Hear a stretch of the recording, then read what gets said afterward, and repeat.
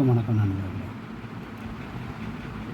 இன்றைக்கி நிறைய பேருக்கு மோட்டிவேஷனுக்கும் கன்சிஸ்டன்சிக்கும் வித்தியாசம் தெரியல. மோட்டிவேஷன் என்பது ஒரு குறுகிய காலத்து வரைக்கும் தான் அவங்களுக்கு இருக்கும். அந்த எண்ண அலைகள் வலுவாக இருக்கும். ஆனால் கன்சிஸ்டன்சின்றது ஆரம்பத்தில் சிறிதாக இருந்தால் கூட நெடுங்காலம் அது நிலைச்சி நிற்கும். இதுக்கு ஒரு சிறந்த உதாரணம் சொல்லணும்னு சொன்னால் இந்த முயலும் ஆமையும் கதை தான். முயலுக்கு நல்ல எனர்ஜி இருந்தது.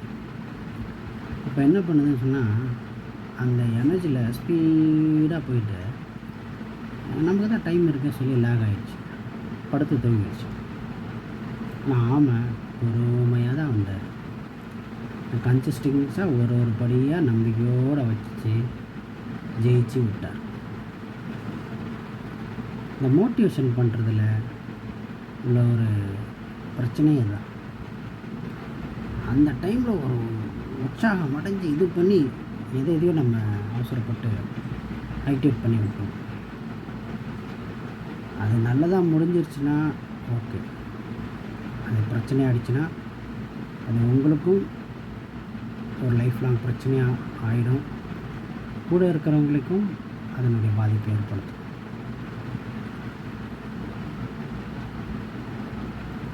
முக்கியமாக வாழ்க்கையின் முக்கியமான காலகட்டங்கள், படிக்கக்கூடிய காலகட்டங்கள், வேலை, பிரம்மா கல்யாணம், இந்த 3 காலகட்டங்களையும் ரொம்ப பொறுமையாக நிதானமாக நீங்கள் செயல்பட்டு முடிவெடுத்துட்டாங்கன்னா அவங்க வாழ்க்கையில் மேக்ஸிமம் பிரச்சனைகள் என்பதே வராது. கிட்டத்தட்ட ஒரு 70% பிரச்சனைகளை அவங்க அதில் இனிமேல் சால்வ் பண்ணிடலாம். நிறைய பேர் சொல்லலாம், நான் அன்றைக்கி அந்த படிப்பை படிச்சிருக்கலாம், நிறைய பேர் அன்றைக்கி எனக்கு அந்த வேலை அது போயிருக்கலாம், அன்றைக்கி அந்த ஒரு பெண்ணை கல்யாணம் பண்ணியிருக்கலாம். இந்த பேச்செல்லாம் ஏன் வருதுன்னு சொன்னால் அந்த பர்டிகுலர் டைமில் அவங்க தூங்கிடுவாங்க. இந்த புயல் மாதிரி தான்.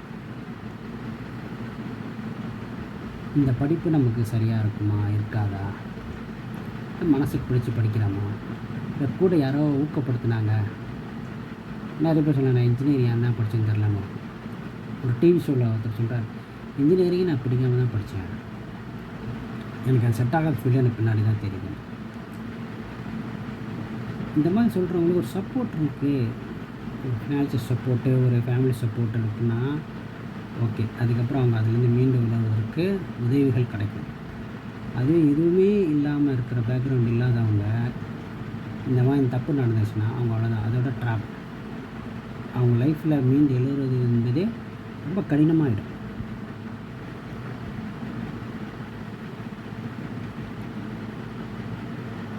அதெல்லாம் இப்போ நிறைய பேர் சொல்லுவாங்க, நான் பிஏ படிச்சுட்டு இந்த வேலை பார்த்தேன், டோர் டெலிவரி பார்த்தேன், மெக்கானிக் வேலை பார்த்தேன். இதெல்லாம் வர்றதுக்கு காரணம் என்ன, அந்த பர்டிகுலர் டைமில் அவங்க கோட்டை விட்டுருவாங்க. அதுக்கப்புறம் அவங்கள சப்போர்ட் பண்ணவங்கள இருக்க மாட்டாங்க. இதெல்லாம் பார்த்திங்கன்னா இந்த மோட்டிவேஷனால் வரக்கூடிய விளைவுகள் தான். ஒருத்தவங்க மோட்டிவேஷன் பண்ணுறாங்கன்னு சொன்னால் அது ரியாலிட்டியில் எந்தளவுக்கு ஒத்து போகுதுன்றதையும் நீங்கள் பார்க்கணும். அதே நீங்கள் கன்சிஸ்டன்சி பண்ணும்போது உங்களுக்கு ரியாலிட்டியோட உங்களுடைய அந்த கன்சிஸ்டிங்காக பண்ணுறதும் ஓரளவு மேட்ச் ஆகி வரும். இல்லை மேட்ச் பண்ணுற மாதிரி நீங்கள் செஞ்சுக்கலாம். பிளான் போடணும், எப்போவுமே பிளான் போடணும். அது எப்படின்னா ஒவ்வொரு மனிதர்களுக்கும் அது வித்தியாசமாக வரும். ஏன்னா ஒவ்வொருத்தரும் ஒவ்வொரு விதமான சூழ்நிலைகளை வாழ்ந்துட்டுருக்கீங்க. அப்போ நம்ம எதை படிக்கிறோம், எதுக்கு படிக்கிறோன்றதை உணர்ந்து பிளான் பண்ணணும். இல்லை எங்கள் வீட்டில் வறுமை இருக்குது, எங்கள் அப்பா இறந்துட்டார், அம்மா தான் கஷ்டப்படுறாங்க, நான் படிச்சுட்டு வேலைக்கு போகணும் அப்படி இப்படின்னு நான் ஆவேசப்பட்டு இளமையில் இதில் போயிடுவாங்க. ஏதோ ஒன்று படிச்சுட்டு வேலைக்கு அப்புறமா போய் அந்த வேலையில் போய் ப்ரெஷரில் மாட்டிக்கிட்டு ஒரு 10 வருஷம் கழிச்சு ஐயோ நம்ம அன்றைக்கே தப்பு போட்டோம். பொறுமையாக உட்காந்து ஒழுங்காக படித்து ஒரு மேற்பொறி படிச்சுன்னா ஒரு அதிகாரியாக போய் உட்காந்துருக்கலாங்க. நல்ல சம்பளத்தில் நல்ல ஒரு மதிப்பு மரியாதையோடு இருந்துருக்கலாம். அப்போ ஃபீல் பண்ணி பிரயோஜனம் கிடையாது. எல்லாமே அந்த பர்ட்டிகுலர் டைமில் நம்ம முடிவு எடுக்கணும். பொறுமை, இதுக்கு வந்து பொறுமை ரொம்ப தேவை. நீங்கள் மோட்டிவேஷனால் அவசரம்தான் பட வேண்டியது வரும். அது வந்து என்னென்னா உணர்ச்சி மிகுந்த ஒரு தருணங்களாக இருக்கும். உணர்ச்சி மிகுந்த தருணங்களை எந்த முடிவும் எடுக்கவே கூடாது, எந்த வாக்குமே நம்ம கொடுக்கக்கூடாது. அப்போ அந்த முடிவு எடுத்துருவீங்க, அது வாழ்க்கை. முக்கியமாக படிப்பு, வேலை, திருமணம். இப்போ பெரும்பாலும் நிறைய பேருக்கு இன்றைக்கி வந்து இந்த டைவர்ஸ்லாம் வர்றதுக்கு காரணம் இந்த மாதிரி தான். நல்லா சம்பாதிக்கிறான் பையன் அப்படின்னு எதுவும் பார்க்காம போயிடுவாங்க. இந்த பொண்ணு நல்லா அழகாக இருக்குது, இல்லை வசதியாக இருக்குது, இந்த மாதிரி அவசரப்படுவாங்க. இல்லை வேலைக்கு போகும்போது கூட நம்ம வேலை கிடச்சிது, நம்ம சம்பளம் வந்துடும் அப்படின்னு போகிறது. அப்படி போகிறது. இந்த படிப்பு எனக்கு எந்த அளவுக்கு பிரயோஜனமாக இருக்கும், நான் ஏன் படிக்கிறேன், இந்த படிப்பு வந்து எனக்கு எந்த அளவுக்கு யூஸ்ஃபுல்லாக இருக்கணும், அதெல்லாம் நம்ம உணர்ந்துட்டு நம்ம பண்ணணும். சும்மா ஏனாத்தானே ஒரு படிப்பை படித்த ஒரு வேலைக்கு போனோம் அப்படின்ற பணம் சம்பாதிக்கிற மோட்டிவேஷன் பண்ணும்போது என்னென்னா, அது எல்லாருக்கும் இல்லைன்னா கூட சில பேருக்கு ஓரளவு அது செட் ஆனால் கூட பல பேருக்கு அது ஃபெயிலியர் ஆகும்.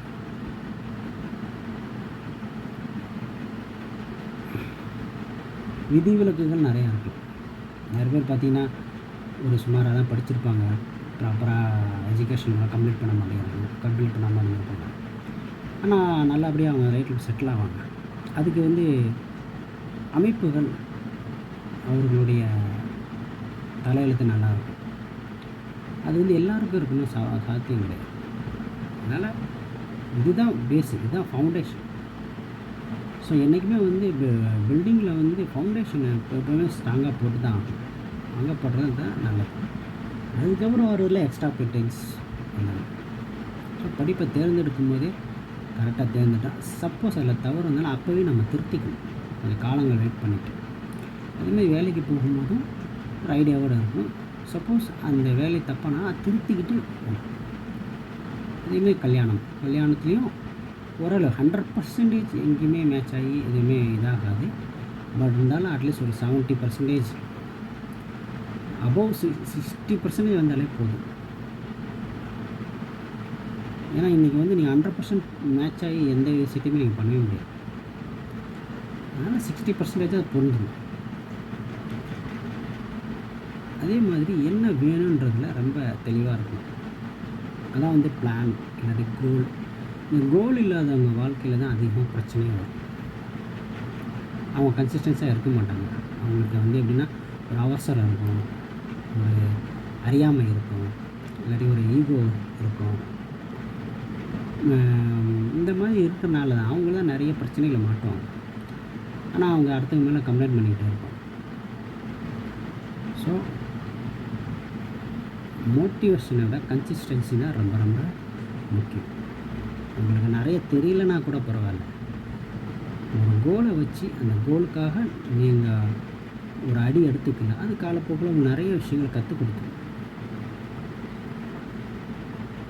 இதுக்கு உதாரணத்துக்கு ஒன்று சொல்லணும்னு சொன்னால், ரஜினி, கமல் பார்த்திங்கன்னா நிறைய விஷயத்தை வச்சுருக்காரு கைவசத்தில். ஆனால் அவர் படங்கள் அதிகமாக அதாவது தொழில்நுட்ப ரீதியாக ஓகே எல்லாம் நல்லா வெற்றி படங்களாக இருக்குது, பேசப்படக்கூடாதுனாலும் அது ஒரு வசூல் ரீதியாக இல்லை. ஆனால் ரஜினியுடைய படங்கள் பார்த்திங்கன்னா மேக்ஸிமம் பெருசாக ஒன்றும் தொழில்நுட்பங்கள் இதில் அந்த மனக்கடல் அந்த மாதிரி இருக்கிறதுனா கூட அந்த படங்கள் வெற்றி பெறும். ஏன்னா கமல் வந்து என்ன நினைக்கிறாருன்னா, இதை வந்து இந்த சினிமாவை அவருடைய ஆங்கிள்லேயே அவர் பார்க்குறாரு. இந்த சினிமா உலகத்தரத்தில் கொண்டு போனார். ஆனால் ரஜினி என்ன பண்ணுறாரு, இந்த சினிமாவை யார் பார்க்குறா, அவனுக்கு எது பிடிக்கும், அவ்வளோ அந்த ஒரு பாயிண்ட். அப்புறம் எனக்கு வெற்றி பெறத்துக்கு என்ன சுத்தம், அதை செஞ்சுட்டு போயிட்டு. இதுதான் வந்து வித்தியாசம். இந்த மாதிரி தான் நம்மளோட வாழ்க்கையில் நமக்கு என்ன வேணும் அப்படின்றது தெளிவாக இருந்துட்டோன்னு சொன்னால், இல்லை நான் என் பாட்டுக்கு வாழ்ந்துட்டு போகிறேன் அப்படின்னா நீ ஒரு இடத்துல போய் மாட்டிப்பீங்க. அதில் உங்களுக்கு நேரம் நல்லா இருந்தால் அதுலேருந்து மீண்டு வரவீங்க, இல்லைன்னா மாட்டிக்கிட்டு குழம்பிக்கிட்டு காணாமல் கூட போயிடுவாங்க நிறைய பேர். அதனால் கன்சிஸ்டன்சியை பிடிச்சிக்கணும். தொடர் முயற்சி நிரந்தர வெற்றி. வணக்கம் நண்பர்.